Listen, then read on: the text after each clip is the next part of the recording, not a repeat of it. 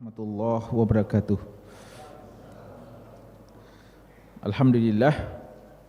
Alhamdulillahilladzi arsala rasulahu bil huda wa dinil haqq liyudhhirahu 'alad dini kullih walau kariha al musyrikun.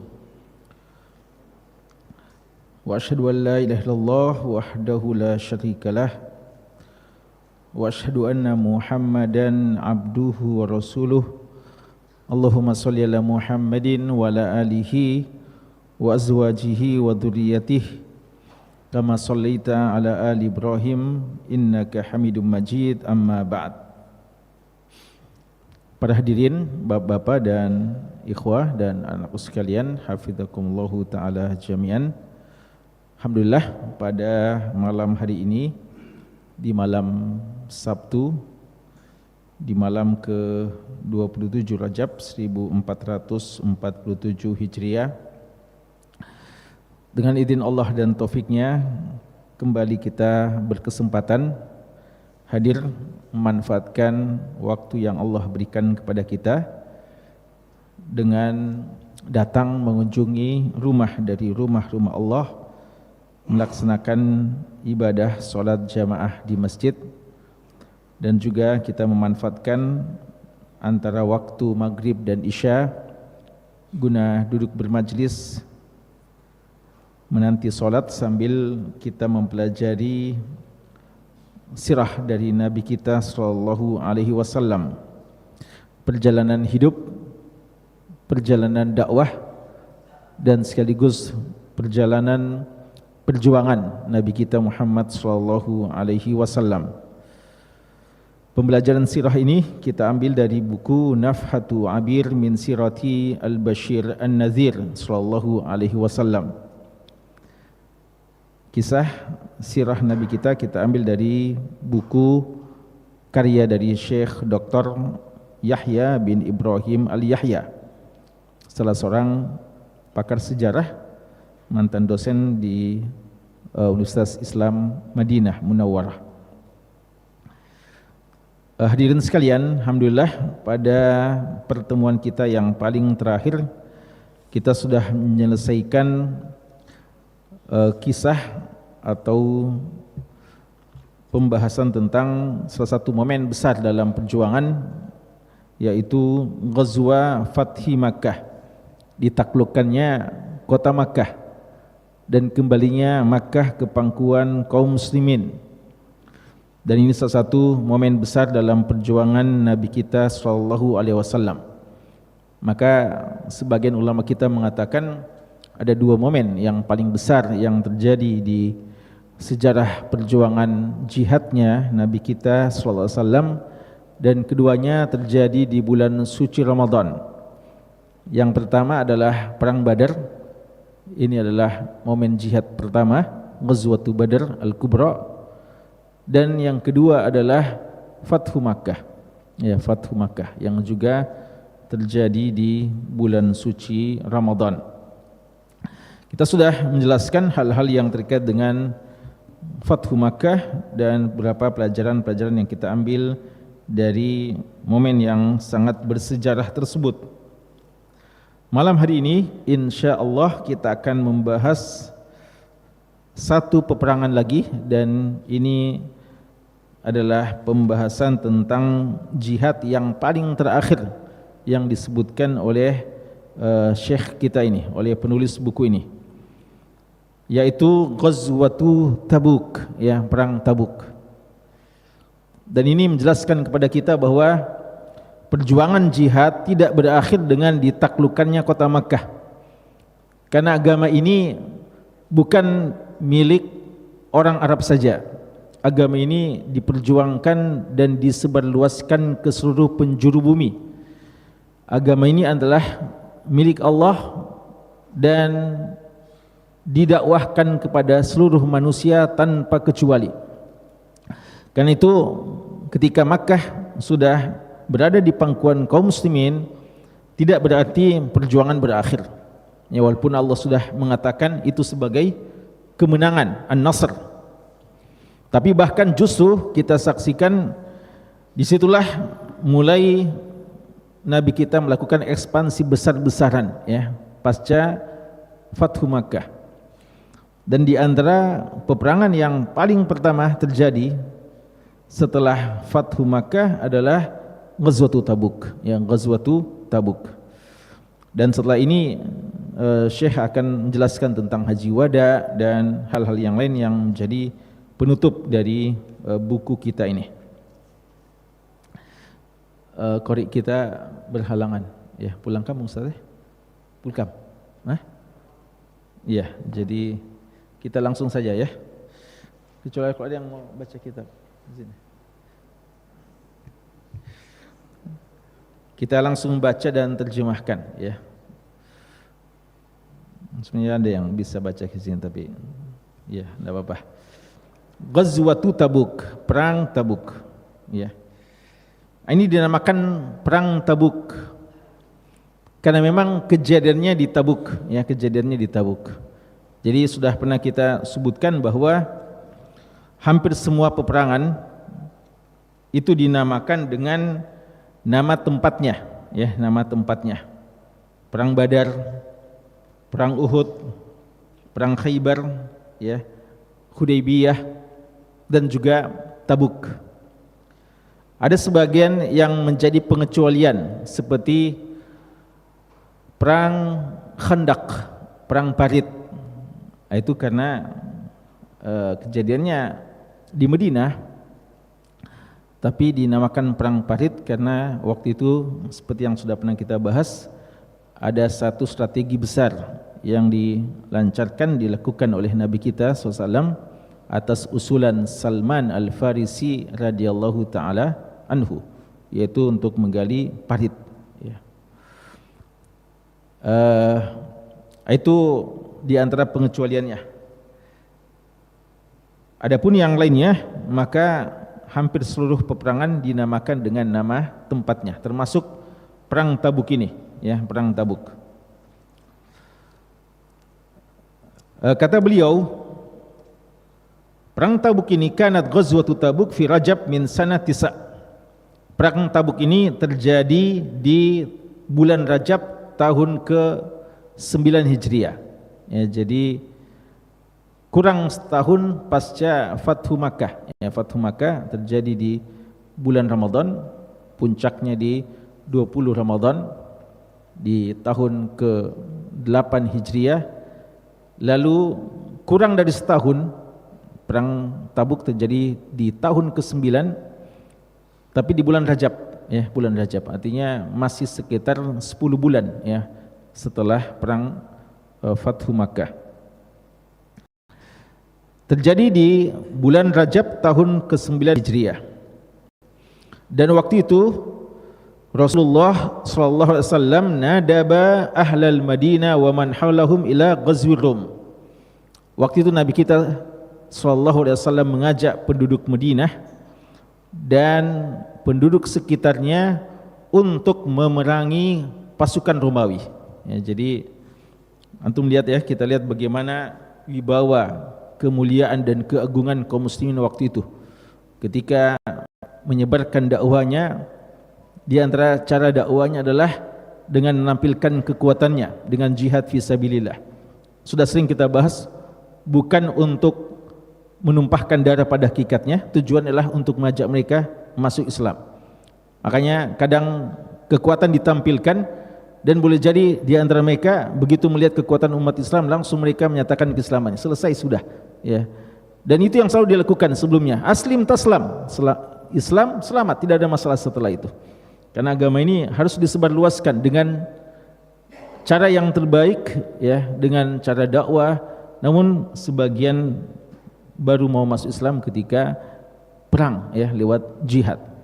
Dan ini sebagai bukti bahwa di antara jihad yang dikenal dalam Islam bukan sekadar jihad difa'i, bukan cuma defensif, tapi jihad yang tolabi, jihad yang sifatnya ofensif ya. Kita yang berinisiasi duluan menyerang ya, bukan sekadar mempertahankan negeri kita ya. Tapi kadang umat Islam di masa-masa yang lalu itu adalah perjuangannya lewat jihad untuk mendakwahkan agama Allah Subhanahu wa taala. Bayangkan Romawi waktu itu sudah menjadi negeri adidaya, dikuasa. Umat Islam mau ke sana, mau mendatangi mereka. Dan Tabuk itu, ya Tabuk di masa itu memang perbatasan, boleh dikatakan perbatasan antara daerah-daerah Saudi hari ini dengan daerah penduduk Syam, ya, daerah-daerah Yordan, ya. Jadi itu yang mau didatangi oleh Nabi kita sallallahu alaihi wasallam. Wa kana la yuridu ghazwa illa warra bi ghairiha illa hadil ghazwah. Perang Tabuk ini dikatakan salah satu perang yang paling berat, ya, paling berat. Perjalanan ke Tabuk itu masa itu hampir sebulan, ya, minimal 20 hari perjalanan. Dan waktu itu musimnya, nanti seperti mana kita akan baca, musimnya musim panas, ya, puncak-puncaknya musim panas.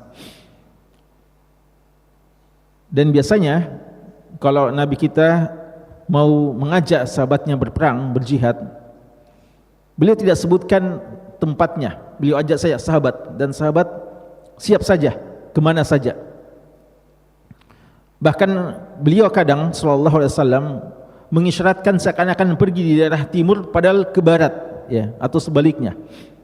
Beliau tidak mau menyampaikan secara jelas warrah tauriyah, kecuali pada saat perang Tabuk. Ya, ini karena begitu beratnya perang Tabuk. Memang beliau sudah mengatakan kepada sahabatnya, kita akan mendatangi Romawi dan kita akan ke Tabuk untuk menyerang, ya, untuk mendatangi mereka. Beliau sebutkan secara langsung. Beliau tidak sembunyikan nama tempatnya. Ya, kata ulama kita, ini menunjukkan bahwasanya beliau mau isyaratkan pertempuran yang kita akan lalui ini pertempuran yang besar. Kalian sudah harus siap-siap, ya, menghadapi Romawi, dan juga medan yang tidak mudah untuk ke sana. Fa innahu sarraha lahum biha. Beliau menjelaskan, menyebutkan secara jelas, secara gamblang kepada para sahabatnya tentang tempat yang akan mereka tuju. Liyata'ahabu li syiddati aduwihim wa kasratihi wa libu di syiqqah. Kata beliau, kenapa sampai Nabi kita menyebutkan langsung tempat lokasi medan peperangan yang akan dituju? Karena pertama li syiddati aduwihim wa kasratihi. Romawi waktu itulah kaum yang sangat besar dan berpengalaman dalam persoalan perang. Maka musuh yang akan dihadapi tidak main-main ini, ya, musuh yang sangat kuat. Maka perlu persiapan tentunya, persiapan mental dan persiapan persenjataan secukupnya, ya, seadanya. Karena memang kalau dari segi jumlah tidak akan pernah sama, ya, kaum muslimin selalu saja lebih minim. Dan dari segi persiapan persenjataan dan kendaraan itu juga tidak akan bisa sama, tapi paling tidak disiapkan secara maksimal. Dan juga karena jauhnya medan, ya, jauhnya tempat lokasi yang akan dituju. Wa dzalika hina tabat as-simar wa kana dzalika fi sanah majdabah. Juga karena masa itu di bulan Rajab tahun ke-9 Hijriah itu masa-masa di mana mereka mengalami masa paceklik waktu itu. Tapi waktu itu mulai tumbuh kurma mereka, ya, karena kurma itu di antara tabiatnya kurma itu dia akan tumbuh masak pada saat puncak-puncak panas, ya, puncak-puncak panas. Islam ini mereka mengalami kesulitan, dan ini kesempatan pada saat itu sudah mulai banyak kurma yang masak, sudah bisa sedikit demi sedikit dipanen. Ini godaan khusus juga, karena ini yang nanti akan menjadikan sebagian merasa berat untuk meninggalkan kota Madinah, karena jauh, musuh juga begitu kuat. Apalagi ini kesempatan untuk memanen kurma, mencicipi kurma yang merupakan makanan yang sangat pokok bagi mereka. Apalagi selama ini mereka kekurangan pangan, ya, musim susah, paceklik waktu itu, sehingga menjadi alasan juga beratnya, ya, untuk melakukan jihad pada waktu itu. Namun ketika beliau telah mengumumkan kepada para sahabatnya, fata'ahabal muslimuna lidzalik, para sahabat langsung siap-siap ya begitu mendengarkan seruan dari Nabi sallallahu alaihi wasallam. Dan hal yang paling tercatat dalam sejarah dalam peristiwa Tabuk adalah perjuangan para sahabat, utamanya infak yang mereka siapkan dalam perang Tabuk.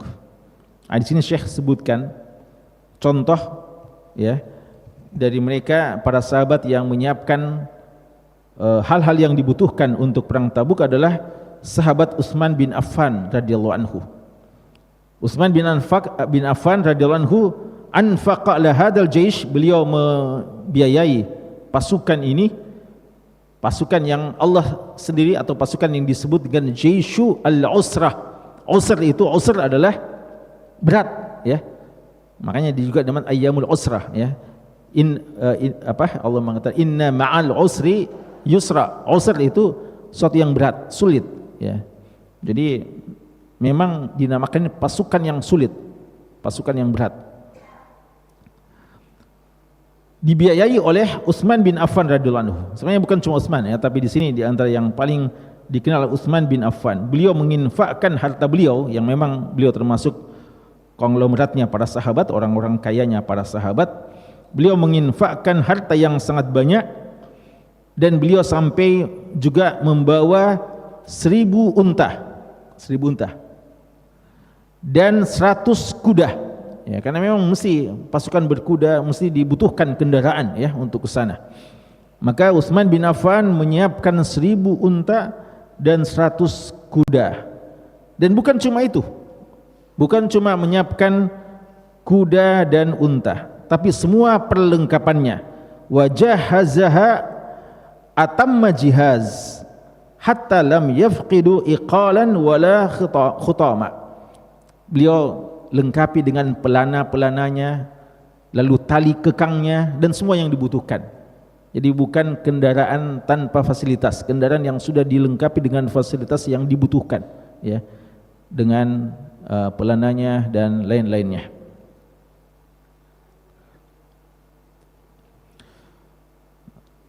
Dan pasukan yang disiapkan oleh Nabi waktu itu adalah sekitar 30.000 pasukan ya. Jadi 1000 ini sebenarnya banyak sekali nih, 1000 unta ya. Apalagi unta mahal sekali ya.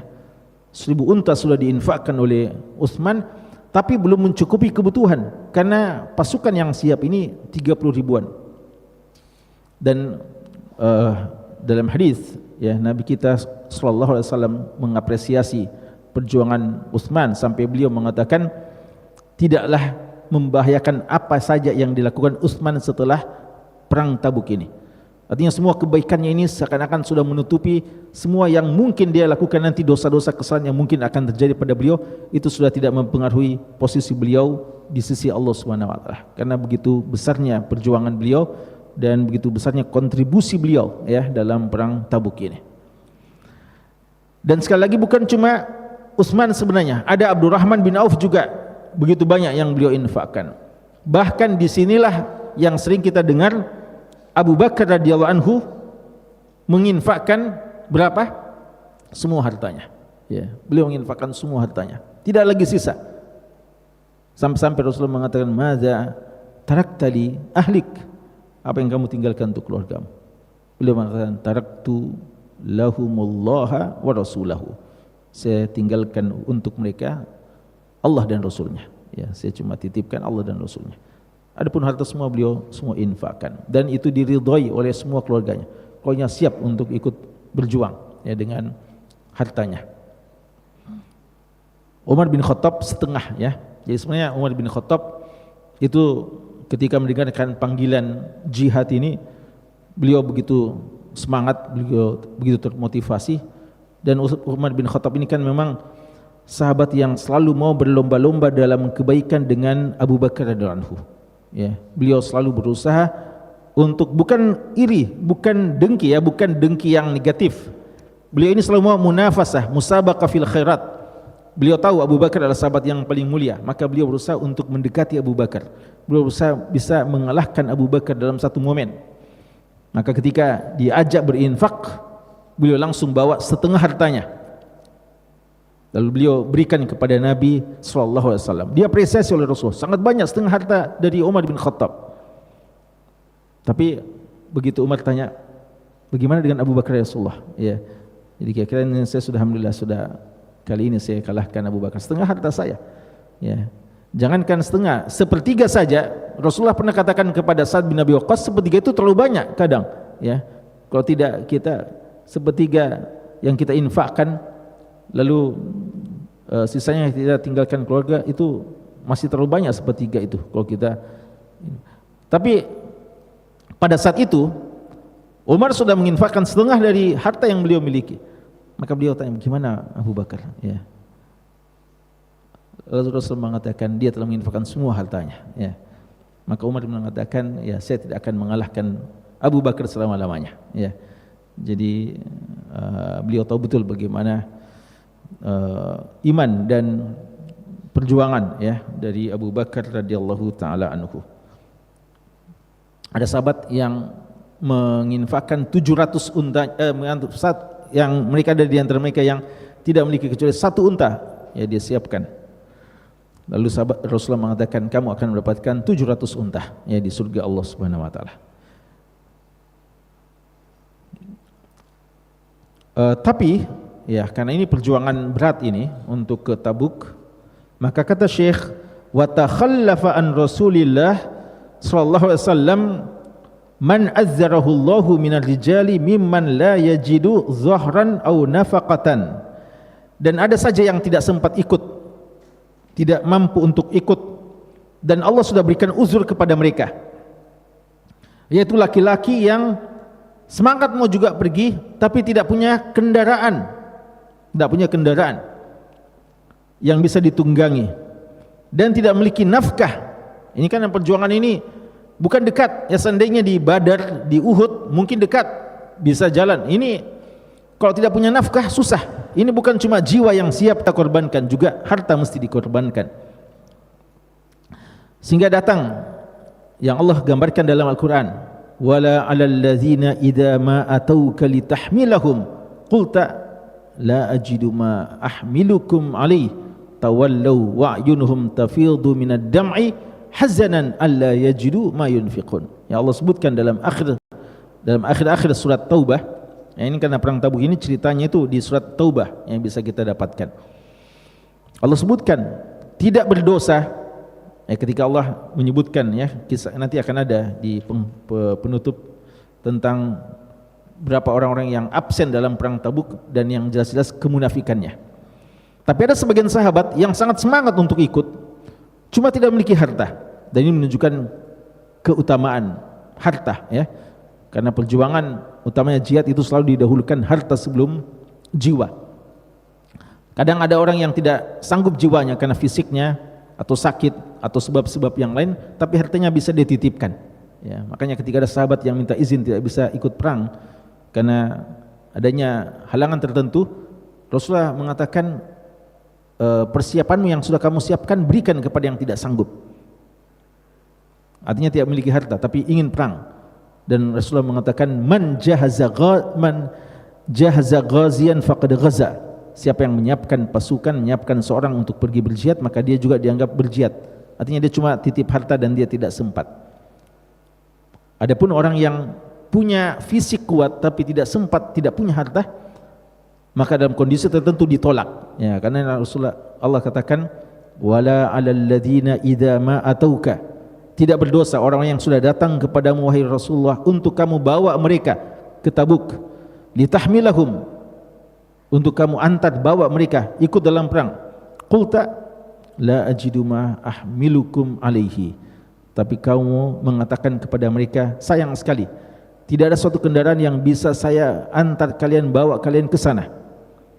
Mereka ditolak, padahal sangat semangat untuk ikut dalam jihad. Apa setelah itu? Tawallau, akhirnya mereka dengan berat hati harus pulang. Wa ayunuhum tafidhu minad dama, pulang dalam keadaan bercucuran air mata. Nangis mereka, menangis alla yajidu ma yunfiqun. Mereka menangis sedih sekali, tidak bisa ikut berjuang, ikut jihad, dan tidak bisa memiliki sesuatu yang bisa mereka infakkan, ya. Jadi mereka nangis kalau tidak ikut perang, mereka nangis kalau tidak ikut jihad. Jadi hendak berdosa mereka-mereka itu yang Allah katakan sebagai bakain, mereka yang orang yang menangis, ya, karena tidak sempat ikut karena tidak memiliki kendaraan dan tidak memiliki harta. Wa takhallafa bighairi uzrin, ada juga 3 sahabat yang tidak ikut tanpa uzur. Ini yang nanti akan mendapatkan hukuman 50 hari 50 malam diboikot oleh Rasulullah sallallahu alaihi wasallam, dan Allah sebutkan dalam Al-Qur'an, ya, di akhir-akhir surat Al-Baqarah, akhir surat At-Taubah, yaitu Murarah bin Rabi', lalu Ka'ab bin Malik dan Hilal bin Umayyah, ya, 3 sahabat ini. Dan setelah mereka diboikot, dan itu menjadi hukuman yang sangat membekas pada mereka, memberikan efek jerah, dan mereka sangat menyesal, mereka bertobat kepada Allah, ya, makanya dinamakan surat Taubat, ya. Surat At-Taubah itu adalah tobat yang Allah berikan kepada 3 sahabat itu, ya, 3 sahabat tersebut yang Allah Subhanahu wa taala terima taubatnya. Summa taballahu alaihim ba'da qudumin nabi sallallahu alaihi wasallam bi khamsina lailah, ya, tapi harus didiamkan dulu, diboikot selama 50 hari 50 malam. Wa takhallafal munafiqun, adapun orang munafik, banyak yang orang munafik datang kepada Rasulullah setelah Rasulullah pulang, mereka mengucapkan banyak alasan-alasan, ya, mereka menyampaikan banyak alasan, padahal kufran wa inadan, mereka itu tidak ikut perang bukan karena ada uzur dan bukan tanpa penyesalan, ya, bukan karena ada penyesalan juga tidak ikut, tapi mereka memang sengaja karena mereka memang kufur dan menolak, ya. Jadi memang orang munafikan itu terpaksa saja, ya, ngaku-ngaku Islam padahal sebenarnya mereka menolak syariat. Dan jumlah mereka sekitar 80 orang. Tapi uniknya, dan ini hikmah dari Allah Subhanahu wa taala, 80 orang munafik ini mereka diterima uzurnya oleh Rasulullah SAW. Ya, mereka alasan macam-macam lah, buat alasan, dan diterima. Tapi mereka tidak mendapatkan tobat dari Allah. Ya, adapun 3 itu dihukum, dan memang mereka sahabat-sahabat yang betul, ya, sahabat-sahabat yang murni, sahabat-sahabat yang sejati, ya, yang hakiki keimanannya, diberikan hukuman, tapi Allah akan terima nanti tobatnya. Maka Rasulullah SAW mengadakan perjalanan, dan beliau dalam perjalanan, ini perlu diketahui, dalam perjalanan beliau melewati tempat Al-Hijr. Al-Hijr yang Allah sebutkan dalam surat Al-Hijr. Al-Hijr itu tempat yang terjadi di kaum Tsamud, kaumnya Nabi Saleh, ya. Ya, Allah katakan kazzabat ashabul hijril mursalin, penduduk Hijr itu mendustai para rasul, yaitu Nabi Saleh. Rasulullah melewati dengan pasukannya, namun beliau ketika melewati, beliau mengingatkan agar jangan memasuki rumah-rumah mereka. Jadi masih ada peninggalan-peninggalan itu, peninggalan-peninggalan kaumnya Nabi Saleh yang pernah diazab, ya, yang pernah diazab. Mereka-mereka yang membunuh apa? Ontanya Nabi Saleh, ontanya Allah, naqatullah, ya. Lalu makanya akhirnya disiksa oleh Allah Subhanahu wa taala. Fadamdama alaihim rabbuhum, ya. Allah Subhanahu wa taala memberikan azab kepada mereka. Rasulullah ingatkan jangan memasuki rumah-rumah mereka. Illa ayyakunu bakina, dan kecuali dengan menangis, ya. Jadi ini di antara adab yang kalau kita memasuki atau melewati secara terpaksa tempat-tempat yang disiksa, tempat yang pernah diazab, jangan kita menikmatinya, ya, bahkan kita takut melihatnya, kita takut jangan-jangan kita juga akan diazab oleh Allah Subhanahu wa taala. Jadi bukan jadikan tempat tontonan, ya, tapi kita mengambil pelajaran untuk kita tidak mengikuti gaya hidup mereka. Makanya Rasulullah mengatakan, ya, karena ini terpaksa lewat, mesti lewat di sana, maka Rasulullah ingatkan untuk dilewati dengan penuh rasa takut dan menangis. Bahkan jangan minum. Kalau ada air minum yang didapati di sana, jangan minum kecuali di bi'rin naqah, kecuali di sumur yang memang tempat minumnya ontanya Nabi Soleh. Itu saja yang steril, itu saja yang boleh. Adapun yang lainnya, tempat-tempat yang diazab semua tidak boleh minum apa-apa di sana, ya. Dan jika ada makanan-makanan yang didapatkan, maka jangan diambil, kecuali kalau mau diberikan kepada onta-onta para sahabat. Adapun para sahabat sendiri dilarang untuk mengonsumsinya. Hingga tibalah di kota Tabuk, dan pada saat itu ya Allah menampakkan lagi mukjizat dari Nabi kita sallallahu alaihi wasallam. Ketika sudah tiba, perjalanan yang cukup jauh, ya, tadi kita sudah sebutkan hampir 1 bulanan perjalanan. Ketika sampai, ternyata air yang ada di antara sahabat sudah semakin menipis sedikit, tinggal sedikit. Fakasurat bibarakatihi, dengan berkah Rasulullah minuman dan makanan bisa kembali menjadi banyak. Ma'ama syuhida min taksir at-ta'am alladhi kana hasilul jaysh jami'ahu minhu biqdar al-anz al-barikah, ya. Jadi semuanya itu ya sebenarnya untuk sekedar dulu diperhitungkan ini hanya cocok untuk bisa dikonsumsi oleh kuda-kuda atau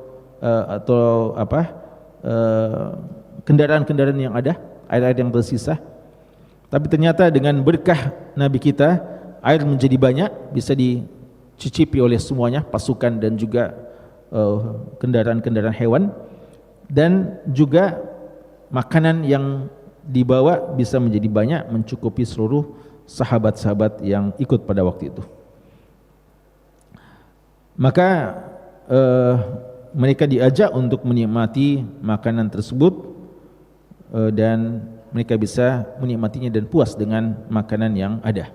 Dan ini diantara berkah, ya, yang sering terjadi pada, atau mukjizat yang sering terjadi pada Nabi kita sallallahu alaihi wasallam. Makanan yang sedikit bisa menjadi banyak. Lalu setelah tiba di Tabuk, Rasulullah menunggu-nunggu kapan terjadinya perang. Tapi tampaknya orang Romawi tidak siap, ya. Ditunggu beberapa lama, ya, sampai sekitar 20 hari, ya, disebutkan dalam beberapa riwayat, tidak ada tanda-tanda, sehingga tidak terjadi kontak senjata sama sekali, ya. Bayangkan lamanya persiapan, ternyata tidak ada musuh yang dihadapi. Akhirnya apa yang terjadi? Mereka pulang tanpa terjadi pertempuran sama sekali. Dan waktu itu mereka melakukan perdamaian dengan beberapa tempat, ya, Sahibu Ailah yang ada di sekitar tempat tersebut, dan juga beliau mengutus Khalid bin Walid untuk ke Ukaidar, ya, Dumah, satu tempat, dan mendatangi mereka dan juga mengadakan perjanjian dengan mereka, ya, walaupun ditolak. Kemudian Rasulullah SAW balik ke Madinah, dan di antara hal yang beliau lakukan setelah itu adalah menghancurkan Masjid Dirar, ya. Allah sebutkan dalam Al-Quran, masjid yang dibangun oleh orang munafik untuk memecah belah kaum muslimin, dan Allah Subhanahu wa taala melarang untuk sholat di sana, bahkan diperintahkan untuk dihancurkan. Mereka pulang di bulan Ramadan, ya. Jadi perjalanannya Rajab, Sya'ban dan Ramadan, karena memang panjang, ya, panjang masa yang dilalui dalam perjalanan tersebut. Mereka tiba di Madinah di tahun ke-9 Hijriah di bulan suci Ramadan, dan Allah menurunkan ayat-ayatnya dalam surat Taubah, dan Allah mencela mereka-mereka yang absen dalam perang Tabuk tanpa alasan. Ya, Allah sebutkan dalam surat At-Taubah, "Ma kana li ahli al-Madinah wa man haulahum minal Arab an yatakhallafu an Rasulillah. Tidak pantas, tidak patut penduduk Madinah dan yang sekitarnya dari kalangan Arab pegunungan, Arab Badui untuk absen tidak ikut bersama Rasulullah dalam perang. Wala yarghabu bi anfusihim an nafsih, dan jangan sampai mereka lebih mementingkan kepentingan diri mereka daripada Nabi sallallahu alaihi wasallam. Dalika bi annahum la yusibuhum zama. Ya, di sini Allah sebutkan tentang keutamanya jihad. Bahwa memang banyak perjuangannya, tapi setiap perjuangan, setiap usaha yang kita lakukan itu akan mendapatkan pahala. Kata Allah, dalika bi annahum la yusibuhum zama, tidaklah mereka merasakan haus, wala nasab, tidaklah mereka merasakan capek, wala makhmasah, dan tidaklah mereka merasakan lapar. Ya, jadi Allah mengatakan memang di sana ada lapar, di sana ada haus, di sana ada capek, tapi fi sabilillah. Ini capek fi sabilillah, lapar fi sabilillah, haus fi sabilillah. Tidaklah mereka merasakan lapar, haus dan capek fi sabilillah. Wala yata'una mauti'a yaghizul kuffar, dan tidaklah mereka mendatangi satu tempat yang membuat yaghizul kuffar, marah orang kafir ketika didatangi tempat tersebut. Jadi melakukan gerakan-gerakan yang memancing kemarahan, kemurkaan orang-orang kafir. Jadi kedatangan mereka itu sudah membuat gusar, marah, geram, takut orang-orang kafir. Itu semuanya tidak akan disia-siakan oleh Allah Subhanahu wa taala. Maka kata Allah, yaghizul kuffar wala yanaluna min aduwin naila, dan juga tidaklah mereka mendapatkan sesuatu dari orang-orang kafir atau musuh-musuh mereka illa kutiba lahum bihi amalun soleh, kecuali semuanya akan tercatat mendapatkan amal soleh. Jadi ini jaminan kepada para pejuang, ya, bahwa lima hal tidak akan disia-siakan apa yang mereka lakukan dalam menghadapi musuh, yaitu lapar, haus, capek, kemudian mendatangi tempat yang memancing kemarahan orang kafir, dan yang kelima mungkin mereka merasakan sesuatu dari orang kafir, artinya mungkin mereka dipukul, disakiti, ya, dalam pertempuran. Semua yang mereka dapatkan ini, lima hal ini semuanya akan mendapatkan, dicatatkan sebagai amal soleh di sisi Allah Subhanahu wa taala. Innallaha la yudhi'u ajral muhsinin, Allah tidak akan menyia-nyiakan pahala orang-orang yang berbuat kebajikan.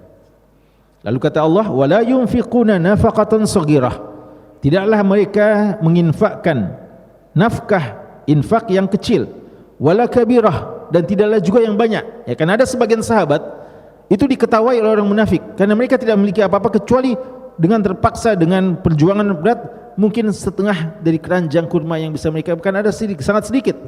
Sampai ada komentarnya orang munafik ketika melihat sebagian sahabat yang seadanya saja yang dia infakkan karena cuma itu yang ada di rumahnya. Orang munafik bilang, apa itu? Ya, tidak mendatangkan manfaat sama sekali. Ya, Allah Maha Kaya dan tidak membutuhkan kalau cuma seperti itu. Tapi di sini Allah jamin bahwa infak mereka baik kecil maupun banyak, wala yaqta'una wadiyan, dan tidaklah mereka melewati satu lembah illa kutiba lahum, kecuali mereka akan mendapatkan, ditetapkan pahala besar di sisi Allah. Yajziyahumullahu ahsana ma kanu ya'malun, Allah akan membalas mereka dengan lebih banyak dan lebih baik daripada apa yang mereka lakukan. Sebagai penutup, ya, Syekh menyebutkan 5 pelajaran atau 4 pelajaran, ya, dari kisah ini. Ya, singkat memang beliau sebutkan. Di sini beliau cuma sebutkan sebagai kesimpulan 4 pelajaran dari perang Tabuk. Yang pertama adalah minal hazmi i'ta'ul amr ma yastahiquhu min tahiyyah, fal amrul azim yahtaju ila isti'dadin azim. Pelajaran yang penting dari kisah Tabuk ini adalah mempersiapkan sesuatu sesuai dengan kadar sesuatu itu. Kalau momennya besar, maka harus persiapan lebih besar, ya. Makanya kenapa kita selalu, ya, contoh umpamanya bulan Ramadan, ya. Semua bulan adalah bulan ibadah sebenarnya bagi kita seorang muslim. Namun kalau Ramadan, kenapa persiapan kita lebih hebat, ya, persiapan kita lebih banyak? Karena memang yang kita akan jemput ini adalah bulan yang paling agung. Tidak boleh kita hadapi dengan biasa-biasa saja, ya. Sama dengan perang Tabuk. Ini karena berat, maka Rasulullah menyiapkan dan mengingatkan para sahabat untuk menyiapkan dengan sebaik-baiknya. Jadi pertama harus menyiapkan sesuatu sesuai dengan kadar dari sesuatu tersebut. Yang kedua, asyada'id walau azumat la tasudul mu'min an nusrati dinillah. Beratnya perjuangan, segala aral yang melintang, bagaimanapun hebatnya, tidak boleh menjadi alasan menghalangi seorang mukmin untuk menolong agama Allah Subhanahu wa taala. Mukmin harus siap menolong agama Allah dalam keadaan apapun, ya, walaupun perjuangannya harus berat, pengorbanannya harus besar. Yang ketiga, al-mu'minus shadiq yasbiru ala ma taqtadihi at-taubah war ruju' ilal haqq. Seorang mukmin yang jujur itu harus bersabar dengan semua konsekuensi dari tobat yang dia harapkan dari Allah. Ini terkait dengan 3 sahabat Rasulullah. 3 sahabat Rasulullah tadi, Hilal bin Umayyah, Murarah bin Rabi' dan Ka'b bin Malik. Bayangkan 3 sahabat yang mulia ini ketika diboikot 50 hari 50 malam. Berada di kota Madinah, tidak boleh ada orang yang menyapa mereka. Bahkan ketika mereka minta haknya kepada istrinya juga dilarang untuk melayani suaminya. Ya. Maka mereka merasakan bahwa kota Madinah begitu sempit padahal luas, karena kemana-mana tidak ada yang sapa. Bahkan mereka melihat Rasulullah, memberikan salam kepada Rasulullah, ingin lihat kembali senyuman manisnya Rasulullah. Rasulullah tidak senyum sama sekali. Bahkan Rasulullah menampilkan wajah yang menunjukkan kemarahan kepada mereka. Ya. Sangat sedih mereka itu sahabat-sahabat. Tapi ini konsekuensi dari tobat, harus menjalani ini semuanya. Dan di masa-masa itu ada dari Ghassan, dari orang Nasara, datang mendekati mereka dan mengatakan, teman-temanmu itu sudah tidak setia kepada kalian, mari ke sini, kami akan menyambut kalian. Ini kadang dimanfaatkan oleh musuh, ya. Mereka bilang, kami ke sini, ke tempat kami, kita akan sambut kalian sebagai saudara yang setia, saudara yang baik, ya. Tidak seperti teman-teman anda yang meninggalkan kalian. Tapi Ka'b bin Malik ini mengatakan, inilah ujian, ya, saya harus melewati, dan lebih bagus melewati masa boikot daripada bersenang-senang tapi bersama dengan musuh-musuh, ya. Jadi begitu, ya. Makanya Allah katakan dalam Al-Quran setelah itu, ya ayyuhalladzina amanu ittaqullaha wa kunu ma'as shadiqin. Itu terkait dengan ini, ya, wahai orang-orang beriman, bertakwalah kepada Allah dan bersamalah dengan orang yang jujur keimanannya. Jangan gabung dengan orang munafik. Bersabarlah dengan orang mukmin yang selalu setia dalam perjuangan. Yang terakhir adalah al-mu'min yahrisu ala tajannubi asbabi azabillah. Seorang mukmin seharusnya menghindari segala sebab-sebab azab Allah Subhanahu wa taala dan tidak merasa aman jika tidak merasa aman dari azab yang mungkin juga menimpa dia sebagaimana menimpa kaum terdahulu. Ini pelajaran ini diambil dari kisah ketika mereka melewati daerah Hijr, daerah tempat disiksanya kaum Nabi Saleh. Tidak boleh berlama-lama di sana karena khawatir jangan-jangan kita juga akan disiksa sebagaimana siksaan yang pernah Allah timpakan kepada kaum yang diadab tersebut, ya. Jadi tidak boleh, ya, mengadakan atau mendatangi tempat-tempat lalu dikatakan tempat, ya, jadikan destinasi untuk wisata dan sebagainya, padahal tempat-tempat yang mungkin dimurkai dan diazab oleh Allah Subhanahu wa taala. Seorang mukmin selalu merasa takut, khawatir, ya, jangan-jangan dia juga mendapatkan akibat yang sama dari para pendusta agama Allah Subhanahu wa taala. Dengan ini alhamdulillah selesailah pembahasan kita tentang Ghazwatul Tabuk. Semoga kita bisa mengambil pelajaran. Wallahu taala alam. Sallallahu ala nabiyina Muhammad wa ala alihi washabbihi wasallam. Walhamdulillahi rabbil alamin. Wassalamualaikum warahmatullahi wabarakatuh.